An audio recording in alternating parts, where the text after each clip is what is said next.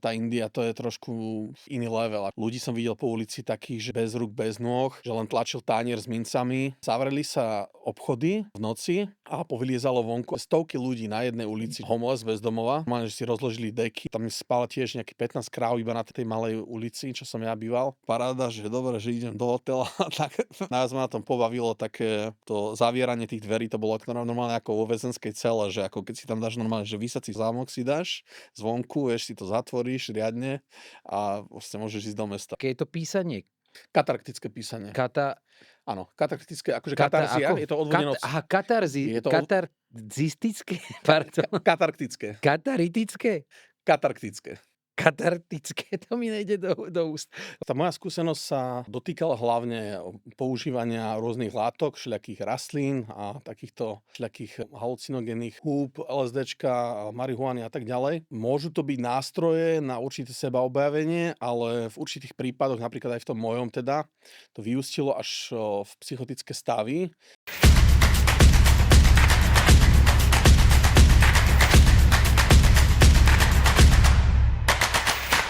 Ahojte krásni ľudia, vítam vás pri pozeraní alebo počúvaní podcastu Silná generácia. Dnes mám tu česť, že do štúdia z ďalekého severu, by som to nazval, zavítal Lukáš Piala, hudobník, cestovateľ a kadečo iné. Vítam ťa v štúdiu. Ďakujem krásne. Ahoj, ahoj. No, tak v prvom rade ty si teda pocestoval asi viacej ako ja, takže ja som preto povedal aj cestovateľ. Teraz máš za sebou, tento rok to bolo tá India. Thajsko a India. Thajsko mám tento rok, Indiu minulý rok. Dobre, tak ty si mi hneď povedal niečo o chudobe. Poďme na to rovno, na tú Indiu, lebo ja som v Indii nebol, iba som prelietal a neviem si to teda ani poriadne predstaviť, že čo to tam je v tej Indii, kde si všade bol a čo si zažil. Akože fúha, India je ako brutálne miesto. Ono to samozrejme je obrovský kontinent, taký subkontinent v podstate, kde žije neskutočne veľa ľudí a je tam, vieš, máš tam Himalaje, máš tam proste hory, máš tam púšte, máš tam džunglu, máš tam pláže, takže ja som toho veľa až nesprecestoval, ja som bol iba v Delhi a vo Varanasi, takže nemôžem o tom tak akože hovoriť, že by som to tak nejako cestoval. A to sú veľké mesta, iba aby sme sa Áno. chápali. Áno, akože Delhi je určite, to je hlavné mesto v podstate, takže toto je najväčšie mesto, myslím, aby som sa nemýlil, možno ešte Mumbai. A Varanasi je také vlastne sväté mesto, tam som chcel ísť kvôli tomu, že tam sa dejú tie také rituály, tam pália mŕtvych a tam v podstate veria, že idú na lepší svet, keď ich dajú do Gangy, ich v podstate spália a dajú ich do rieky. A tam je v podstate, je to mesto, ktoré je veľmi malinké, ale že je tam 8 miliónov ľudí, brutálne namačkané, akože a strašný hardcore. Ja som mal pocit, že viem, čo je chudoba, lebo kedysi dávno som robil výchovné koncerty a som predstavoval celé Slovensko. A boli sme teda aj na Lodníku 9 alebo 19, teraz nie som istý, v Košiciach. A tam to teda akože vyzeralo všeliako, tam sme dostali iba inštrukcie, že základná škola Poliavorinského 18, tak sme tam išli a sa dívame, že že toto bude ťažké, ale akože detičky boli super a teda prvý stupeň, tak to väčšinou býva, že bývajú super. A akože bolo to fajn, ale akože veľká chudoba a tak, akože odpadky a tak jedno s druhým. A ja som si myslel, že akože tým pádom, že keď som bol v takomto gete, že viem, čo je chudoba, ale tá India to je trošku akože iný level, akože tam fakt ľudí som videl po ulici takých, že bez rúk, bez nôh, že len tlačil tanier s mincami ako pred sebou. A normálne, že zavreli sa obchody v noci a povyliezalo vonku asi proste stovky ľudí na jednej ulici, čo som videl akože homeless bez domova. Že normálne, že si rozložili deky, že pri tých takých obchodíkoch normálne, že prišli tí stánkári alebo takí, proste zavreli tie obchody a proste pozbiehali sa ľudia a vystrelili si tam tie dečky a normálne som išiel po ulici a mal som tam hotel zabukovaný a ten hotel stál nejakých 8 eur za noc. Tak som si myslel, že super, ešte akože dobre som vychytal a že ešte veľmi blízko pri Gange. Tam sa diali tie také rituály všelijaké. No a tak som tam išiel a už bolo fakt, že noc, keď som tam prišiel. A ešte vlastne je to jedna taká zaujímavá vec ma postihla, keď som tam priletel, tak som zistil, že to letisko je asi 65 kilometrov od toho mesta, hej, že to je tak človeka prekvapiť, že nie je to fakt, že je fakt pri meste, ale je to vlastne v nejakom inom meste alebo v inom dištrikte trošku. ale zobral som si taxík, ja neviem, asi za 18 € a doviezol ma tam, takže to bolo akože v pohode. No a prišiel som tam a teda už kráčam. Dal som si Bang Lassi povinne, to je vlastne taký kozie mlieko alebo taký jogurt vlastne aj s ganžou a dal som si Bang Lassi a že super, že pozeral som ulice a tak jedno s druhým a teraz, že idem už na ten hotel nejak a išiel som tam a akože sa dívam, že najprv, že tak zo 5 ľudí vonku akože spali na ulici zo 10, 15, 20 a prišiel som tam akože bližšie ku tej gange. Tam bol taký supermarket a tam bol také vlastne také námestičko, na Google Maps to bolo zelené, ako keby to mal byť park, ale bolo to plné, asi 150 ľudí tam spálo vonku, akože vedľa seba mali deky a normálne na ulici spali v noci, vieš. A išiel som a strašne veľa odpadkov, lebo tamto vlastne krávy a kozy a všelijaké takéto zvieratá, čo tam žijú, tak oni to normálne z tých košov akože povyberajú a tak, alebo porozlačujú tie koše po ulici a akože jedia z toho v podstate, lebo nemajú tam trávu, hej. A keď tie krávy sú už veľké, že keď ich vypustia normálne s fáriem, lebo ich nemôžu odstreliť alebo tak akože popraviť, lebo oni veria, že sú sväté zvieratá, takže tam ich je strašne veľa, hej. Takže tam chodia po uliciach, tam spála tiež nejakých 15 kráv iba na tej malej ulici, čo som ja býval. A prišiel som tam a hotel, akože že paráda, že dobre, že idem do hotela, tak prišiel som tam a akože v pohode, že posteľ a tak, akože nebolo to, bolo to také trošku spartianské, ale nás ma na tom pobavilo také to zavieranie tých dverí, to bolo normálne ako vo väzenskej cele, že ako keď si tam dáš normálne, že vysací zámok si dáš zvonku, vieš, si to zatvoríš riadne a vlastne môžeš ísť do mesta, takže keď som už tam prišiel a to na mňa doľahlo, tak akože Varanasi to bolo akože fakt brutál. A ešte tam je aj problém sa niekde dostať, pretože častokrát, vlaky niekedy ti chodia, že ja neviem, že raz za 3 dní na to miesto alebo tak. Takže ja som bol v Delhi chvíľu a potom som si povedal, že teda idem navštíviť Varanasi, tak som išiel na vlakovú stanicu a tam, že musím ísť že do nejakého turistického centra, že lebo nehovoria po anglicky, takže tam mi to dajú, tam mi to vytlačia. Tak som išiel hore na poschodie, poslali ma že úplne niekde inde, že to je asi o 5 ulic ďalej. A týpek mi zohnal rikšo, odviezli ma tam a tam týpkovia normálne mali, že diplomy na stenách, oficiálne proste počítače, všetko, že ako sa im páči v Indii, vitajte a tak, ako pekne sa so mnou rozprávali, vravím, že super, že chcel by som ísť do Varanasi a on týpek, že dobre, dobre, jasné toto a čo by ste chceli ešte vidieť a naťukal mi tam nejakú cenu, že 350 € alebo čo a ja som sa díval, že to akože čo má znamenať, že prečo prečo to je také drahé a on, že to mám mikrobus s vodičom a neviem čo. A ja, že nie, že akože ja mám, že shoestring budget som mu vysvetľoval, že v podstate taký, že akože tight budget, hej, že chcem iba letenku do Varanasi. Aj tu mi predal nakoniec, ako som sa dozvedel neskôr, že asi dvakrát drahšie. Takže normálne tie oficiálne miesta, akože pre turistov, čo sú, tak aj tam vlastne takto, že ofajčievajú. Takže to bolo také akože smutné trošku. To som sa chcel presne spýtať, že reč a potom, že krádeže alebo bezpečnosť. Na tieto témy som chcel naraziť v rámci Indie. Tak ako to tam je? Áno. A vieš čo, čo sa týka ľudí, akože ľudia sú super. Ľudia nie je to také, že zákerné, alebo také, že krádeže vyslovene, ako máš teraz aj v Londýne a v takých moderných mestách, že proste s nožom ťa niekto prepadne, alebo čo, to tam nebýva. Možno, že keby si išiel fakt, že v noci nejaké, akože v gete niekde, tak možno, že áno. Ale tam akože tí ľudia sú dosť v pohode.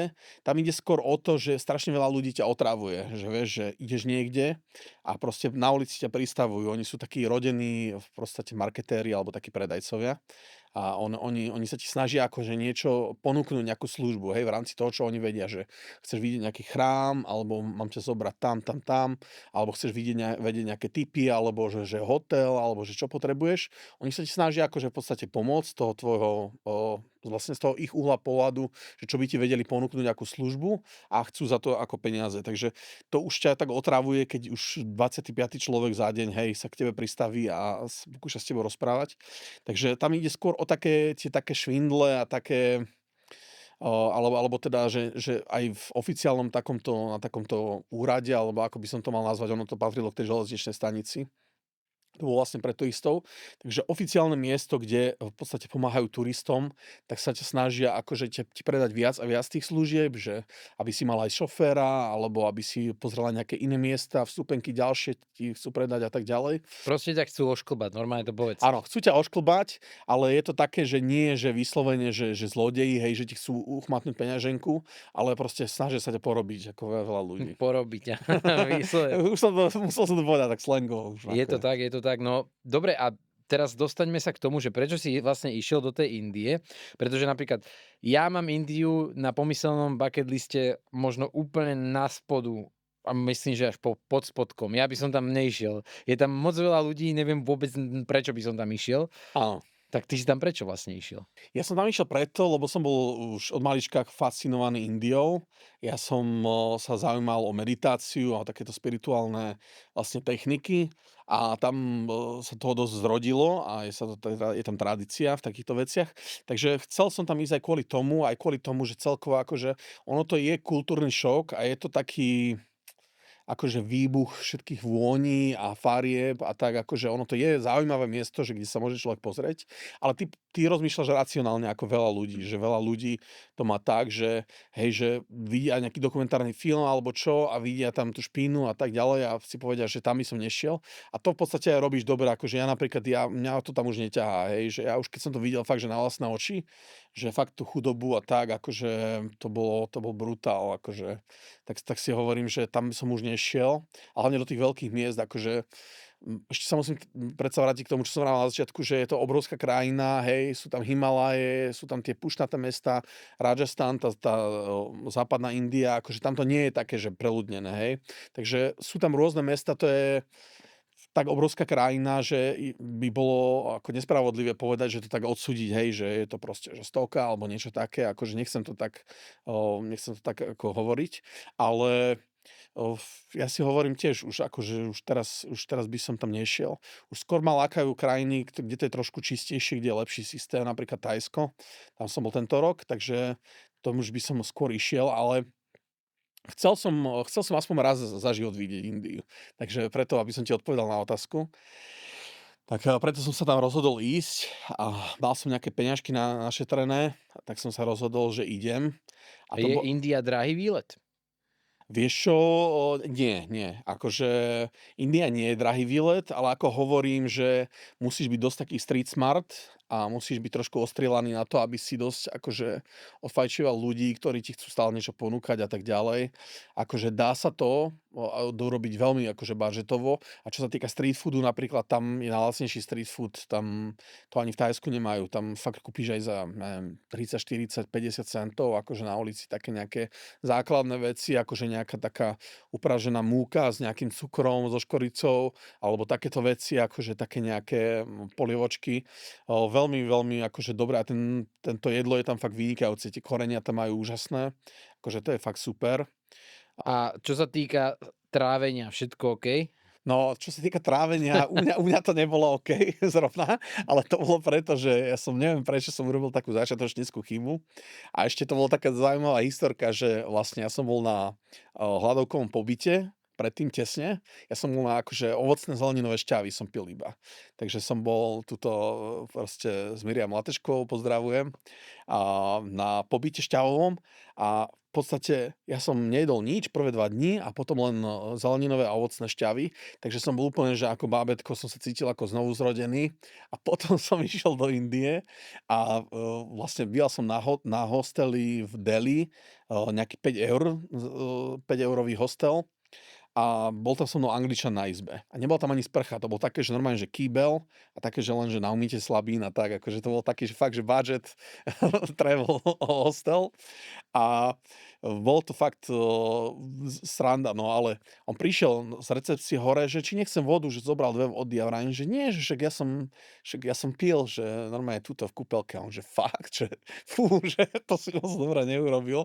Ja som si to tak neuvedomil vtedy a potom sa mi tak premietlo, že Ježišmaria, jasné, všetky tie dokumentárne filmy o tom, že všetci pijú balanú vodu a tak ďalej, že nie je bezpečné piť vlastne najlepšiu vodu, lebo nemajú tam ten chlór a nemajú tam to filtrovanie také dobré ako tu. Takže ja som sa napil z tej vody normálne, z tej takej meskej a to ešte to bolo akože fakt, že tu už môžem povedať, že stonka. Akože tam, kde som bol, to bolo to staré Delhi vyslovene, že fakt akože jedno na druhom, proste budovy jedno s druhým a proste bolo to také dosť špinavé. Ale našťastie akože sa mi nestalo toho moc. Hej, zahodil som nejaké trenky, nejaké tepláky a, akože na druhý deň už som bol celkom v pohode. Ale potom vo Varanasi sa mi stalo to isté a to už som si na to dával pozor, to už som nepil vlastne vodu z vodovodu, ale môže to byť niekedy aj v jedle, môže to byť dokonca ja som mal taký normálny pocit, že mi to išlo akože cez nosné dierky, keď som sa sprchoval, lebo ja som býval fakt, že pri Gange kúsok a tam to bolo tá voda a ja som normálne to cítil z tej sprchy, že proste smrť. Akože tam to bolo, že smrť, proste tá voda, to boli akože také, že dosť také baktérie. A potom som vlastne prišiel na Slovensko a išiel som ku doktorke a po nejakých procedúrach mi povedala, že že možno mi budú volať z hygieny, že že objavili nejaké 2 baktérie nejaké akože vo mne, takže mi nasadila hneď antibiotika a tak, takže nakoniec som to musel riešiť takto. Nepredal si mi moc tú Indiu teda. Vôbec, vôbec. No ale ty si tam išiel za nejakým aj spirituálnym objavovaním, takže nechajme praktickú špinu a žitie na uliciach tak a poďme za tým spirituálnym. Našiel si tam niečo takéto? Vieš čo, čo sa týka tej mentality ľudí, tak určite oni sú o dosť viac v pohode ako my. A je to proste, sú tam preplnené mestá obrovské, ale tí šoféri akože netrúbia, nie sú takí, alebo aj keď trúbia, hej, tak je to skôr taký len taký, že akože výstraha alebo niečo. Nie sú takí urazení, nie sú takí, ako by som to povedal, takí moc pripútaní k tým svojim pocitom, sú takí viac, že v stave prúdenia, proste plynú s tým životom, žijú tu a teraz. Takže, čo sa týka tej mentality, tak tam som to trošku cítil z nich, že sú takí viac v pohode a, čaovci žijú proste, že 2-3 eurá niektorí akože na deň majú a proste žijú z toho a sú usmiatí a sú v pohode. Akože to na nich obdivujem, že my sme tu takí dosť taký, zatrpknutý, mám taký pocit, keď som sa aj vrátil naspäť a vtedy ešte dosť veľa ľudia vraveli o politike a tak, keď som prišiel a som si povedal, že akože áno, OK, fajn, mohlo by tu byť lepšie, ale keď to porovnám, že tam fakt tí ľudia majú tak malinko a akože dokážu byť šťastní. Že vďačnosť? Vďačnosť a tá prítomnosť, že proste žijú pre prítomnosť tu a teraz. Veľa vecí podľa mňa pramení z toho, že sa snažíme žiť v budúcnosti, alebo teda aspoň ja, aby som to tak akože situoval na mňa. Že keď sa snažím nejako moc predvídať veci, alebo sa bojím toho, čo príde, alebo ľutujem to, čo bolo a tak ďalej, tak ono ma to vlastne okráda o ten pocit šťastia tu a teraz. I má to niečo spoločné aj s tou meditáciou? Meditujú tam ľudia viacej? Neviem, či takú informáciu máš, ale môže to byť aj spojení s týmto? Ja si myslím, že ono je to v nich akože čo sa týka kultúry celkovo, ale, neviem, akože nejak som nerobil nejaký prieskum alebo čo, neviem, ale ja si myslím, že určite o mnoho viac. Aj keď ľudia meditujú, aj tu záleží ako kto, vieš, to je také, že ale ináč je to výborná praktika. Ja osobne mne to veľmi pomohlo, keď som bol akože dosť tak akože zle na tom, tak som začal, že každý deň meditovať a som, začal robiť, vlastne sú také 2 druhy meditácie, jedna je vipassana, jedna je transcendentálna. Vipassana vlastne trénuje takú všímavosť a transcendentálna meditácia je aktívna forma meditácie, to je keď si opakuješ nejakú mantru, hej, tak som si zvolil mantru, som si začal opakovať každý deň a som prišiel na to, že niekedy proste prišiel som na to, že kedy tie myšlienky mi nejak vyvstávajú v mysli a kedy ma to nejak odvádza od tej prítomnosti a častokrát som si uvedomil, už keď som teda to robil nejaký čas, že niekedy si poviem, začnem pýtať sám seba, že prečo si to sám, prečo keď som sám, že prečo sa sám so sebou vlastne rozprávam v mysli. Prečo mám pocit, že si musím klásť a odpovedať na otázky, že v podstate môžem rovno vnímať to, čo je tu a teraz. Takže to je také, si myslím, že lepšie ako stále byť v tom rozhovore a v tom nejakom, že pýtanie sa otázok a odpovedanie si na otázky. Takže niekedy je dobre si aj vychutnať tú prítomnú chvíľu. Ja si ju vychutnávam s tebou, ďakujem, že si prišiel. Ty si teda hľadal v Indii nejakú spiritualitu a viem o tebe, keďže sa poznáme dlhšie, že vďaka tomu, že si bol hudobník, tak si aj citlivejší a možno tie výkyvy mentálne hore-dole si pociťoval viacej a mal si s tým aj nejakú skúsenosť. Vieš nám ju priblížiť? Určite. Tak tá moja skúsenosť sa dotýkala hlavne používania rôznych látok, všelijakých rastlín a takýchto všelijakých halucinogénnych húb, LSDčka, marihuany a tak ďalej. A si myslím, že môžu to byť nástroje na určité sebaobjavenie, ale v určitých prípadoch, napríklad aj v tom mojom teda, to vyústilo až v psychotické stavy, kedy som mal dosť problém sa sústrediť aj na normálne, že pozeranie seriálu pomaly alebo pozeranie videa a komunikácie s ľuďmi. Takže ja som bol dosť na tom zle, ešte tak 2 roky dozadu a začal som skúmať, že ako by som sa mohol zlepšiť. Teda samozrejme, pokiaľ je to stav, ktorý treba riešiť psychiatrom alebo psychológom, hej, ja nie som odborník, ja rozprávam iba zo svojej skúsenosti, ale kúpil som si vlastne EEG prístroj na meranie mozgových vln, takže som si dal takú ako čelenka to vyzerá, dal som si to na hlavu, začal som si merať mozgové vlny a začal som skúmať, že aký vplyv na to bude mať meditácia a určité techniky, ktoré ľudia vyvinuli na zlepšenie mentálneho zdravia. Takže som začal meditovať, začal som takéto veci robiť a zistil som, že mi to veľmi pomáha a hlavne keď sa to robí každý deň. Keď vlastne medituješ, keď píšeš, ja robím také, že katarktické písanie, to znamená, že každý deň sa vypíšem z myšlienok, ujasním si veci v hlave, meditujem, ono mi to dosť pomáha akože v podstate navrátiť tú myseľ do stavu tu a teraz a do sústredenia, takže toto mi veľmi pomohlo. Ty si hovoril teda ešte raz, aké je to písanie?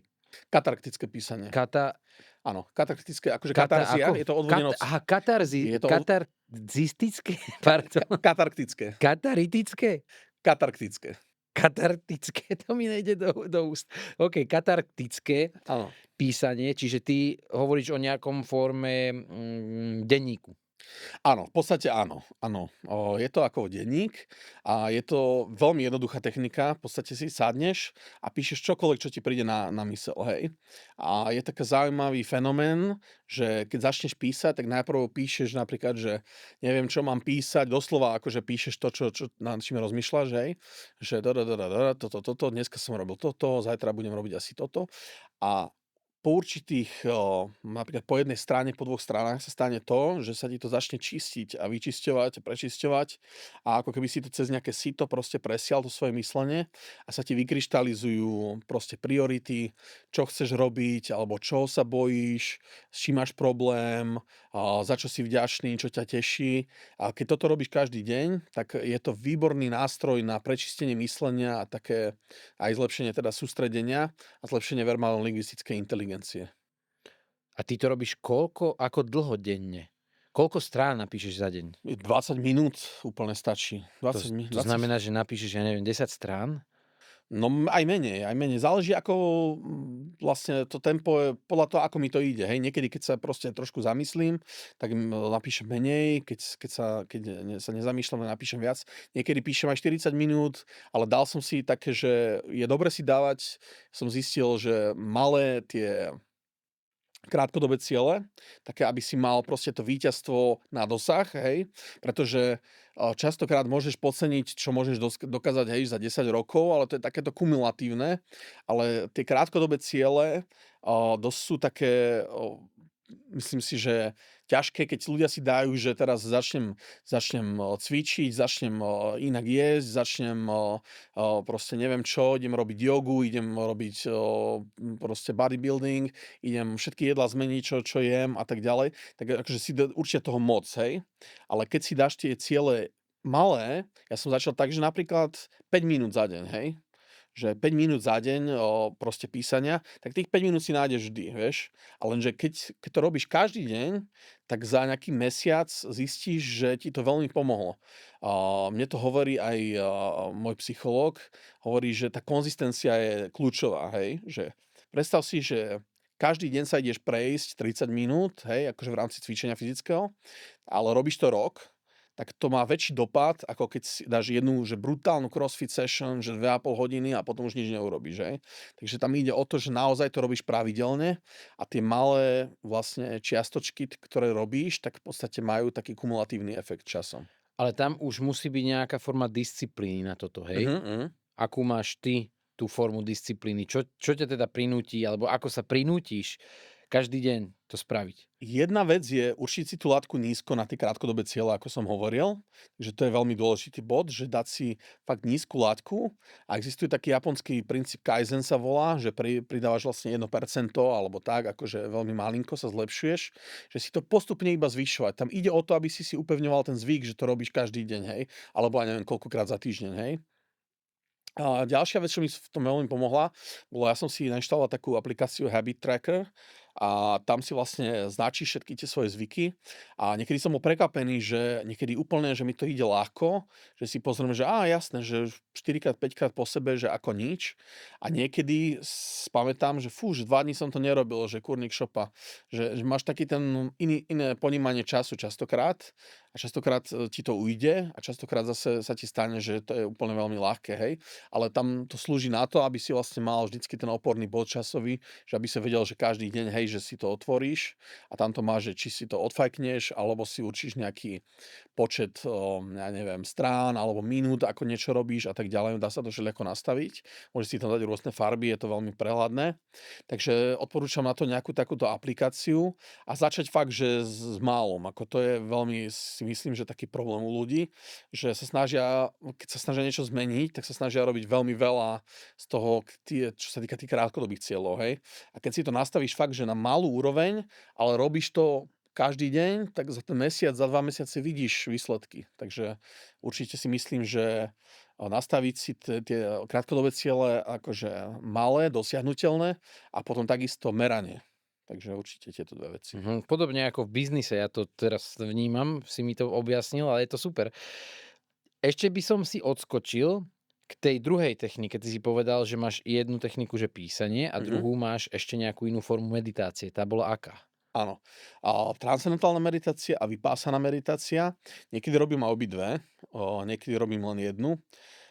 Ja som častokrát robil tú vypásanú meditáciu, robil som to vlastne rok, každý deň, pol hodinu až hodinu, mal som také nahrávky, ja som si to púšťal na uši a vlastne podľa toho som vedel, že prešla pol hodina, hej, alebo hodinka a dosť mi to vtedy pomohlo, mal som taký nádhľad a tak. A vlastne teraz som začal robiť tú transcendentálnu kvôli tomu, že to je aktívna forma meditácie. Tam si vlastne opakuješ mantru.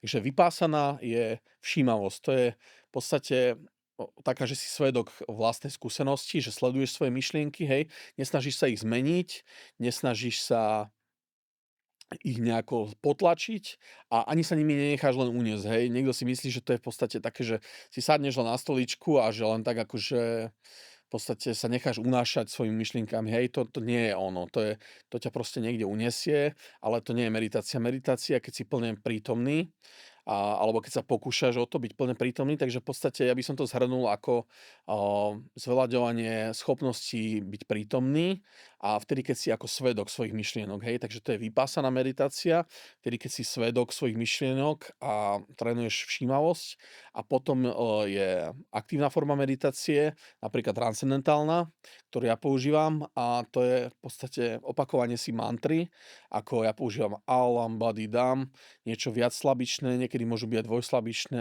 ako Šrila Om. Vybrať si nejaký zvuk, v podstate je to len zvuk. Zvuk, ktorý by nemal mať nejaký konkrétny význam pre teba, aby si neopakoval nejaký význam, hej, v hlave, lebo to je také trošku zacyklenie. Ale keď si opakuješ len zvuk, tá technika je taká, a ja som na to prišiel zhodou okolností, keď som používal ten prístroj na meranie mozgových vln, tak som prišiel na to, že omnoho účinnejšie je, že si to opakovať, hej, a vytiesniť všetko ostatné v zmysle, že tým, že si to opakuješ a potom postupne to predlžovať. Že keď si to predlžujem a postupne v podstate idem ako keby do takej šírky, tak sa mi rozšíruje aj vedomie a po 5, 10, 15, 20 minútach to cítim akože, že som viac uvedomelý, mám väčšiu perspektívu, takže, ale je to také individuálne, hej.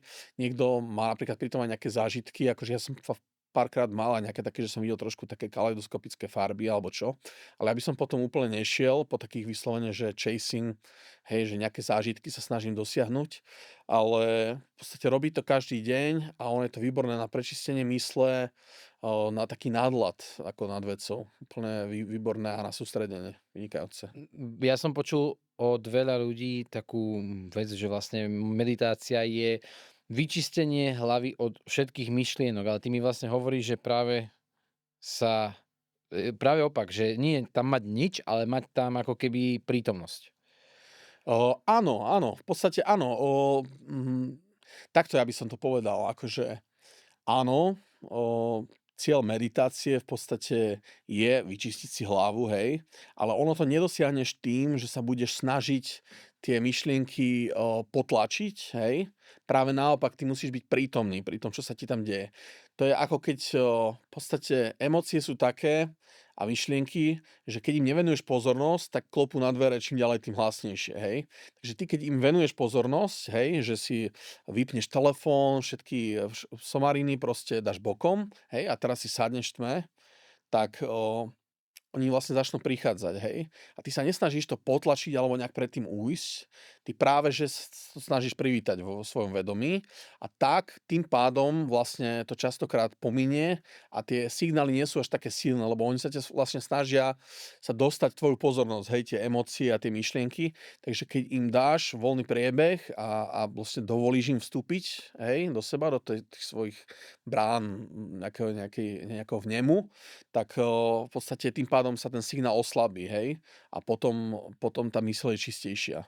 Ty v podstate musíš, to je ako keď šúpeš cibulu, že ideš postupne sa ti vyplávajú nejaké veci z toho podvedomia a nejaké také, keď to robíš dlhšie, tak aj také, že roky niekedy, také zamočané záležitosti alebo také, čo si nejak vnútorne akože potlačal, tak napríklad nejaké neodpustené v záležitosti voči druhým ľuďom alebo tak ďalej, hej, že to sa ti všetko začne vynárať, ale ono sa ti to spracuje v mysli a tým pádom sa ti to vyčistí. Takže to je vlastne ten proces, keď to necháš byť asi plným svedkom a ono sa ti to tým pádom prečistí práve preto, že vlastne tomu otvoríš svoje vedomie. Úžasné, no tak ďakujem ti za takúto informáciu, je to veľmi poučné. Budem dávať priechod svojim emóciám, ale nie von pre iných ľudí, ale pre seba, ak to správne rozumiem, hej? Áno, akože toto je vlastne technika, ktorá sa robí doma sám, keď si, takže toto je vlastne, akože netýka sa druhých ľudí. Dobre, a to, keď dávaš priechod emóciám pre druhých ľudí, je ten umelecký svet, to znamená aj ty na pódiu väčšinou musíš zdieľať tú emóciu Mhm. s tými ľuďmi. Ako sa toto vlastne nejakým spôsobom dáva dokopy? Ako toto koreluje? Meditácia versus umenie, hranie hudby, má to pre teba nejaký význam? Cítiš sa lepší umelec alebo hráš inak teraz, keď to robíš po tých rokoch? Aha, vieš čo, ja si myslím, že určite to tým pádom, že mi to pomáha akože sa lepšie sústrediť a mať nadhľad, tak si myslím, že určite mi to pomáha aj v tejto sfére, ale tak nepriamo, akože ono to nie je, samozrejme, tým, že medituješ, tak nestaneš sa lepším gitaristom, ty staneš sa lepším gitaristom, keď cvičíš na gitare, hej. Logicky.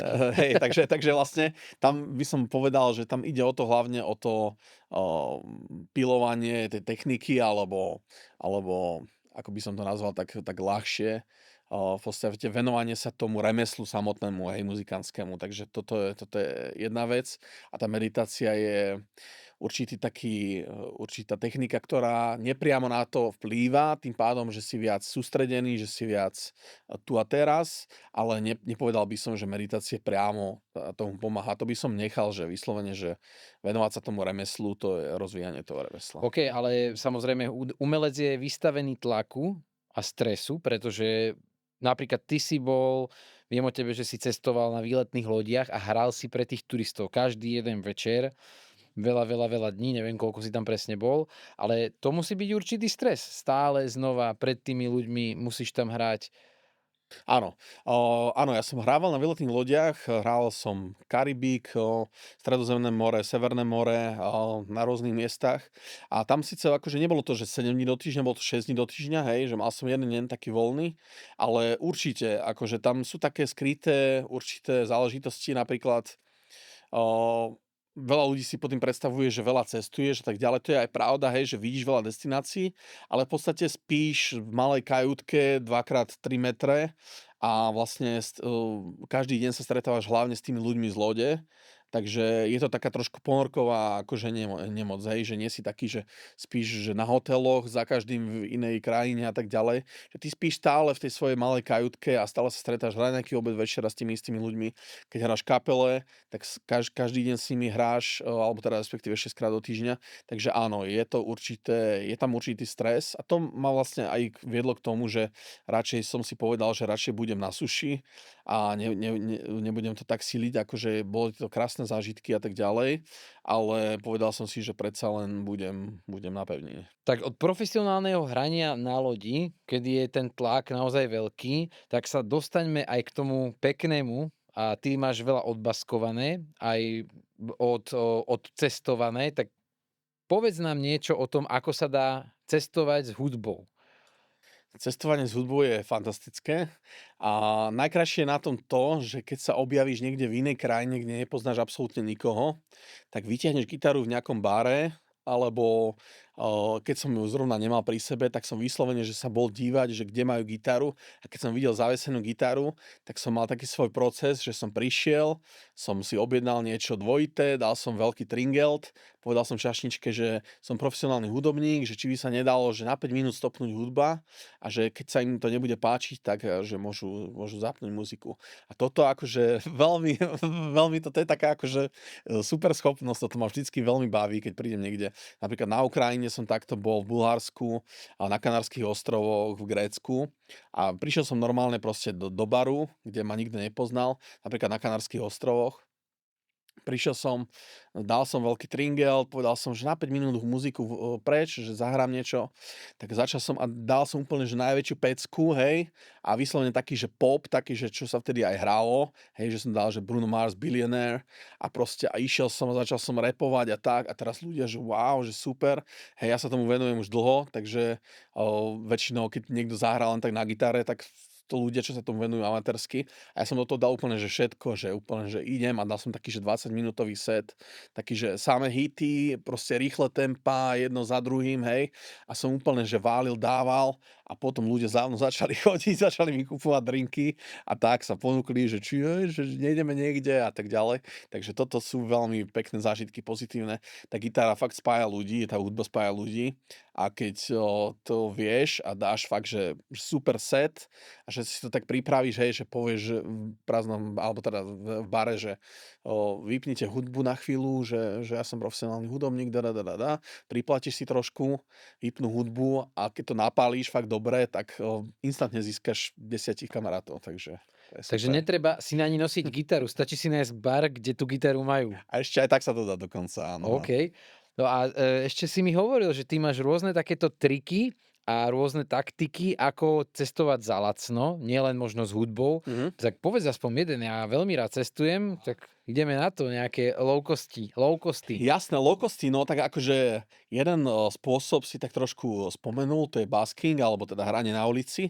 Ja som takto bol v Amsterdame, Bulharsku. Dá sa, akože teraz už som trošku starší, už si potrpím na určitý, nie že luxus, ale také niečo, určité pohodlie, ale určite sa dá aj takto. Ešte je taká dobrá možnosť a to je dobrovoľnícka práca. A to pre veľa ľudí môže byť dobrý spôsob, ako sa ísť pozrieť. Pokiaľ hovoria po anglicky, alebo teda jazykom do krajiny, ktoré sa chcú pozrieť, do Talianska, do Španielska, Grécka, alebo hoci kde na svete, tak existujú portály ako napríklad workaway.info, ja používam. A tak som bol na Kanárskych ostrovoch, v Grécku a ešte kde to bol, dvakrát som tak bol v Grécku, akože dobrovoľnícku prácu som robil a prebieha to tak, že v podstate vybereš si z tej databázy ľudí, ono to je zadarmo, si to môžeš prezerať a keď chceš akože získať ich kontakty, tak je to myslím, že 40 eur na rok a získať ich kontakty, napíšeš im e-mail, hej, a oni tam majú popísané, že potrebujem pomôcť v záhrade, alebo potrebujem pomôcť, že napríklad deti, hej, že chcú postrážiť deti a chcú, aby ich niekto učil po anglicky, alebo niečo také, hej. Takže ty v podstate máš povinnosť robiť, ja neviem, že 4 hodiny za deň a oni ti dajú ubytovanie a stravu, čo bežne to býva takto. Takže to je v podstate taký spôsob, akým sa dá si zmierniť tie náklady na cestovanie a fakt je tam strašne veľa krajín, môžeš si to poprezerať a akože dá sa ísť, ja neviem, do Grécka, ja som tak bol v takom gréckom bare, alebo na Kanárskych ostrovoch u takého týpka, ja som našiel niekedy, dokonca som našiel aj také, že čisto, že iba, že hudobníci hrajú chcú niekoho, kto by si s nimi zahral. Že ja som našiel dôchodcu na Tenerife, ktorý bol z Nemecka, hej, a hral na trúbku, ale jazz, vyslovene, že jazz. Tak ja som mu napísal, že ja hrám tiež nejaký jazz a tak on mi povedal, že prídi, že môžeš bývať u mňa, že nie je v tom stráva, ale že stačí, že 2 hodiny za deň si so mnou zahráš. Takže som prišiel a mal som vlastne ubytko zadarmo. Za 2 Takže hodinky hrania. áno, A áno, a dá do dá sa to takto urobiť a je veľa tých ľudí, ktorí zaňajú rôzne akože také pomocné práce jednoduché. Takže tá stránka, ktorú ja používam, je workaway.info, ale ešte je také, že je tam nejaká skratka, že WOOFing alebo takto, akože World Organic Farms, niečo. Ono sa to dá vygoogliť, hej, že ako volunteer work, dobrovoľnícka práca. Takže sú asi nejaké také 3 hlavné stránky, také že najväčšie a z nich jedna je tá workaway.info, workaway s dvojitým v, .info. Dá sa nájsť akože všelikde po Európe alebo aj po svete a keď sa teraz s nimi dohodneš, tak kúpiš si len letenku, v podstate ubytko a nejakú stravu máš v tom, že robíš za to vlastne. to je vlastne najväčšia položka na tom cestovaní, ubytko, strava, takže si to vieš takto spraviť za 4 hodiny denne. To je fair deal, si myslím. Celkom, ale to je asi pre jednotlivcov. Myslím si, že akože keď pôjdeš s rodinou, tak asi ťažko. Aha, a toto zase to máš dobrú poznámku, áno. Akože bývajú také, že páry tiež, akože sa dá ísť, Áno. ale rodina to už si viem ťažko predstaviť, že by akože možno, že aj také by sa dalo, lebo niekde majú také, že napríklad sú niekde, že na juhu Francúzska majú vílu alebo tak, že majú že veľký dom obrovský a potrebujú pomôcť s nejakou údržbou, že majú tam bazén a potrebujú niekoho, kto by čistil bazén, kto by trošku im to pomohol akože upratať a majú tam dosť napríklad izieb, hej, že možno, že by sa dalo ísť aj s rodinou, že by manžel a manželka, že by akože porobili takéto nejaké veci a že tie detičky by si tam mohli zobrať. Akože treba určite vyskúšať. No a ty si hovoril, že popri tej hudobníckej kariére to svoje know-how, ktoré si nabral za ostatné roky v rámci meditácie, zvládania aj tých stavov, ktoré si Mhm. mal, tak by si chcel posunúť ďalej. Ako toto funguje? Áno, ja som rozbehol také, že coaching a vlastne chcem pomáhať ľuďom, pretože sám som si tým prešiel a teda bol som v dosť ťažkých stavoch a nemohol som sa vôbec sústrediť. A v podstate koučujem ľudí ohľadom meditácie, ohľadom toho písania a ohľadom vlastne vecí, ktoré zlepšujú mentálne zdravie. Super, že ideš pomáhať ľuďom a keď sa chcem spýtať, čo je taký prvý krok, ktorý by tí ľudia mali spraviť, keď cítia, že sú napríklad na nejakej hrane útesu svojho mentálneho zdravia? Mhm. Určite zaviesť a, pravidelné zvyky niečoho, čo pomáha naprávať mentálne zdravie, hej. Napríklad pozeranie TikTokov a Instagramu do toho nespadá, hej. Takže to sú také skôr negatívne veci, akože ohľadom pozornosti a mentálneho zdravia, ale napríklad 10 minút meditácie za deň. Niečo veľmi jednoduché a veľmi také dosiahnuteľné a každodenné. 10 minút meditácie, 10 minút písania a takisto šport veľmi pomáha. Takže určiť si nejaké malé kroky, ktoré každý deň môžem dodržiavať a budem ich dodržiavať dlhú dobu a za tú dlhú dobu sa to presne ukáže, že to veľmi pomôže. Bomba. Tak ja som sa veľmi veľa dozvedel. Ďakujem ti krásne, že si prišiel. Budem aj ja robiť malé kroky na to, aby som bol lepší.